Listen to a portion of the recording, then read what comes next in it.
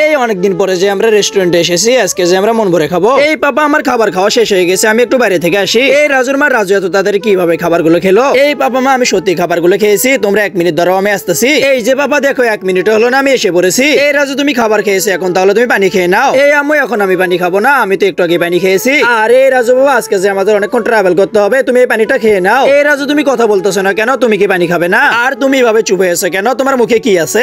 আর এই রাজু বাবা তো মুখে খুলতেছে না, তাহলে আমাকে অন্য কিছু করতে হবে। এই তো বুদ্ধি পেয়েছি, রাজুর পেটে কুতকুতি দিলে রাজু মুখ খুলবে। এই রাজু, তোমার মুখের ভেতরে লেবু কেন?